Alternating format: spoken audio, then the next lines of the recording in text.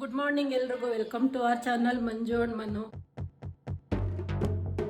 2-3 ಡೇಸಿಂದ ಎಷ್ಟು ಬ್ಯುಸಿ ಆಗೋಗ್ಬಿಟ್ಟಿದ್ದೀನಿ ಅಂತಂದ್ರೆ, ಕಾರ್ ಇನ್ಶೂರೆನ್ಸ್ ಒಂದು ರಿನ್ಯೂವಲ್ ಇತ್ತು. ಅದನ್ನ ಬೇರೆ ಬೇರೆ ಇನ್ಶೂರರ್ ಹತ್ರ ಎಲ್ಲ ಚೆಕ್ ಮಾಡ್ತಾ ಇದ್ವಿ. ಒಬ್ಬೊಬ್ರ ಹತ್ರ ಒಂದೊಂದು ವೇರಿಯೇಷನ್ ಬರ್ತಾ ಇತ್ತು ಅಮೌಂಟ್. ಅದಕ್ಕೆ ಎಲ್ಲಿ ಬೆಟರ್ ಬೆನಿಫಿಟ್ಸ್ ಕೊಡ್ತಾರೆ ಅಲ್ಲಿ ಹೋಗೋಣ ಅನ್ಕೊಂಡು ಕೊನೆಗೆ ಎಲ್ಲಿ ಹೋದ್ವಿ, ಶೋರೂಮ್ ಇನ್ಶೂರೆನ್ಸ್ಗೆ ಹೋದ್ವಿ ಅಲ್ವಾ ಮನು?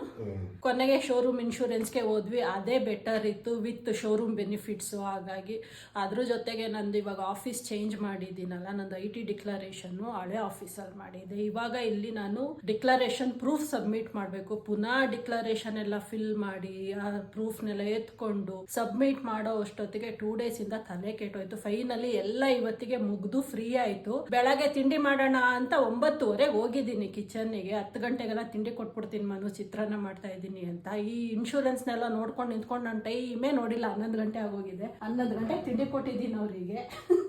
ಅದಕ್ಕೆ ಕೋಪ ಮಾಡ್ಕೊಂಡು ನೀನು 11 ಗಂಟೆ 11:15 ತಿಂಡಿ ಕೊಟ್ರೆ ಊಟ ಲೇಟ್ ಆಗುತ್ತೆ, ಪುನಃ ಡಿನ್ನರ್ ಲೇಟ್ ಆಗುತ್ತೆ ಅಂತ, ಹೆಲ್ತ್ ವೇರಿಯೇಷನ್ ಆಗತ್ತೆ ಅನ್ಕೊಂಡು ಸಾಹೇಬ್ರು ಬೈಕೊಂಡು ಕೂತಿದ್ದಾರೆ. ಮಾತಾಡು ಹೋಗ್ಲಿ. ಬೇಜಾರು ಮಾಡ್ಕೊಂಡ್ರು ತೀರಾ. 11 ಗಂಟೆ ಹೊಟ್ಟೆ ಅಶ್ವಾಗ್ಬಿಟ್ಟಿತ್ತಂತೆ ಪಾಪ. ಅವಳು ಎನಿವೇಸ್ 9:30 ಕೊಡ್ತಾಳಲ್ಲ, ಅಟ್ಲೀಸ್ಟ್ ಒಂದು 10 ಗಂಟೆಗಾದ್ರೂ ಕೊಡ್ತಾಳಲ್ಲ ಅನ್ಕೊಂಡು ಕೂತಿದ್ದಾರೆ. ನಾನು ನೋಡೇ ಇಲ್ಲ ಟೈಮ್ ಹೋಗೋದೇ ಗೊತ್ತಾಗಲ್ಲ ಒಂದೊಂದ್ಸರಿ, ಗೊತ್ತಾ? ಆ ಥರ ಟೈಮ್ ಜುರುಕ್ಕಂತ ಹೋಗ್ಬಿಡತ್ತೆ. ಇವಾಗ ಒಂದು ವಿಡಿಯೋಗೆ ತಮ್ನೇಲ್ ಮಾಡಬೇಕು. ಅದೊಂದು ತಮ್ನೇಲ್ ಮಾಡಿಬಿಟ್ಟು ಪಬ್ಲಿಷ್ ಮಾಡಬೇಕು. ತಮ್ನೇಲ್ ಒಂದು ಮಾಡಿಕೊಟ್ಬಿಡ್ತೀನಿ ಮನುಗೆ. ಇವಾಗ ಹೋಗಿ ನಾನು ಅಡುಗೆ ಮಾಡ್ತಾ ಕೈ ಸುಟ್ಕೊಬಿಟ್ಟಿದ್ನಲ್ಲ, ಇಲ್ಲಿ ನೋಡಿ ಎಷ್ಟು ಬಾಧೆ ಇಡತ್ತೆ ಗೊತ್ತಾ? ಒಂಥರ ಉರಿ ಕೊಬ್ಬರಿ ಎಣ್ಣೆ ಹಚ್ತಾ ಇದ್ದೀನಿ, ಬಟ್ ಸ್ಟಿಲ್ ಒಂಥರ ಉರಿಯತ್ತೆ. ಸ್ನಾನ ಮಾಡ್ಕೊಂಡು ಬಂದ್ಮೇಲೆ ಅಂತೂ ಫುಲ್ ಉರಿತಾ ಇದೆ ಇವಾಗ. ಇವತ್ತಂತೂ ಬೇಜಾನ್ ಟೈಮ್ ಇದೆ ನನಗೆ ಆಫೀಸಿಗೆ ಲಾಗಿನ್ನಿಗೆ. ಇನ್ನು ಪಕ್ಕದಲ್ಲಿ ಲೇಔಟ್ ಆಗ್ತಾ ಇದೆಯಲ್ಲ, ಅಲ್ಲೇನೋ ಇಟಾಚಿ ಕೆಲಸ ನಡೀತಾ ಇದೆ, ಬೋರ್ ಹೊಡಿತಾ ಇದೆ. ಅದನ್ನಾರು ಹೋಗಿ ನೋಡ್ಕೊಂಡು ಬರೋಣ ಅಂದರೆ ಮನುನ ಕರಿಬೇಕು. ಈ ಕಡೆಯಿಂದ ಒಳಗಡೆ ಕಾಣಿಸೋದೇ ಇಲ್ಲ. ಮನು ಕಾಣಿಸಲ್ಲ. ಇವಾಗ ಹೆಂಗಾದ್ರೂ ಮಾಡಿ ಅವ್ರನ್ನ ಕೂಗ್ಬೇಕು, ಇಲ್ಲಾಂದ್ರೆ ಹಂಗೆ ಪುನಃ ಬಳಸ್ಕೊಂಡು ಒಳಗೆ ಹೋಗ್ಬೇಕು. ಇಲ್ಲೇ ನೋಡಿ ಏನಾದ್ರು ಒಂದು ಐಡಿಯಾ ಮಾಡ್ತೀನಿ. ಇಲ್ಲಿದೆ ಕಡ್ಡಿ, ಇದರಲ್ಲಿ ಕಟ್ಟ ಅಂತ ಕುಟ್ಟಬೇಕು.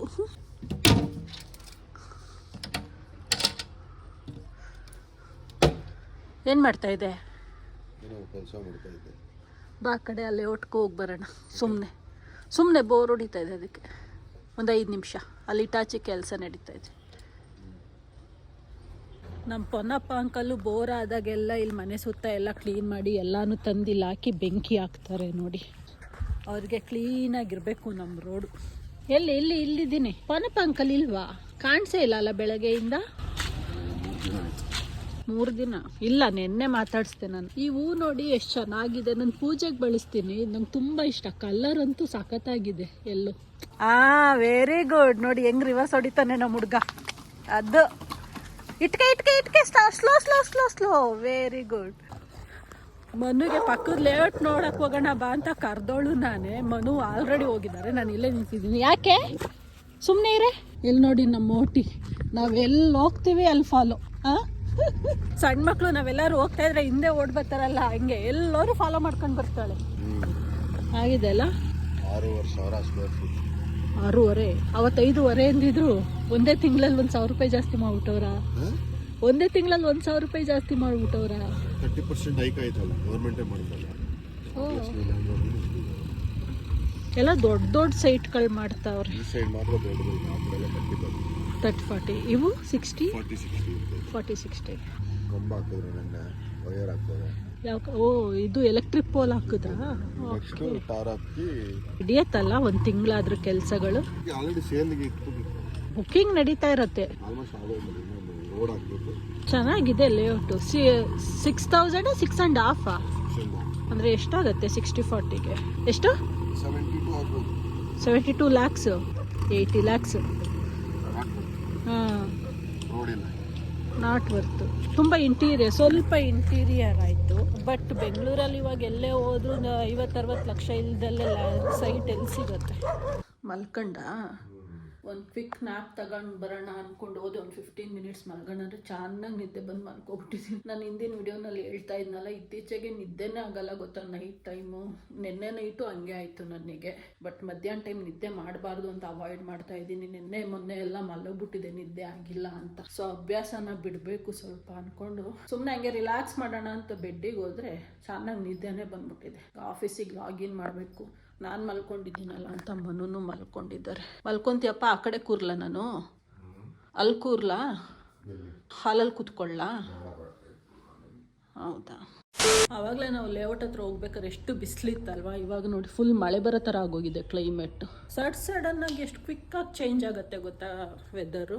ಹೊಟ್ಟೆ ಎಷ್ಟವಾಗಿದ್ರು ಕಾಯ್ಕೊಂಡು ಕೂತಿದ್ದೀನಿ ಎದ್ದೇಳಿ ಅಂತ, ನೀನು ಕಾಯಿ ತಿನ್ಕೊಂಡು ಬರ್ತಾ ಇದೀಯಾ. ಕೊಡು ಹೋಗ್ಲಿ ನನಗೊಂಚೂರು. ಎಲ್ಲನೂ ಕೊಟ್ಬಿಟ್ಟ?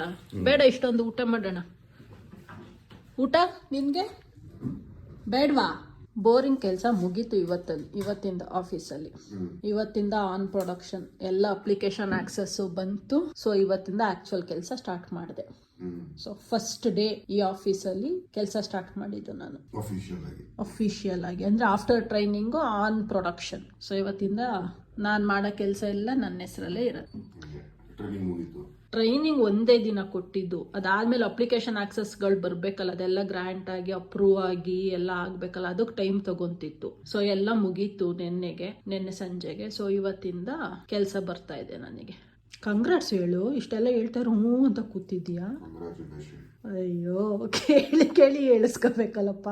ಕೂತಿದ್ದು ನಿಂತಿದ್ದು ಕೆಲಸ ಮಾಡಿದ್ದು ಎಲ್ಲ ಆಯಿತು. ಇದೇನು ಮನು ಕತ್ಲೆಲ್ಲಿ ಓಡಾಡ್ತಾ ಇದೆಯಾ? ಏನೋ ಅಂದ್ಕೊಂಡು ರೆಸ್ಟ್ ರೂಮಿಗೆ ಓಡೋದ್ರು, ಲೈಟು ಹಾಕ್ಕೊಂಡಿಲ್ಲ.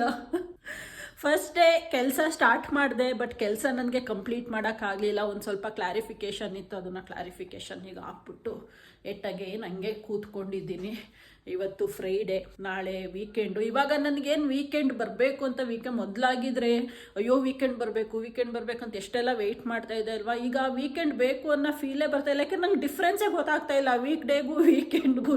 ಇನ್ನು ಕೆಲಸ ಫುಲ್ ಫ್ಲೆಡ್ಜಲ್ಲಿ ಸ್ಟಾರ್ಟ್ ಆಗ್ದಲೇ ಇರೋದ್ರಿಂದ ನನಗೆ ವೀಕ್ ಡೇಸು ವೀಕೆಂಡ್ ಥರನೇ ಇದೆ. ಸಿಸ್ಟಮ್ ಮುಂದೆ ಕೂತಿರ್ತೀನಿ ಅನ್ನೋದೊಂದು ಬಿಟ್ಟರೆ ಅದರಲ್ಲೊಂದು ಸ್ವಲ್ಪ ನಾನು ಪರ್ಸ್ನಲ್ ಕೆಲಸಗಳನ್ನ ಮುಗಿಸ್ಕೊತಾ ಇರ್ತೀನಿ.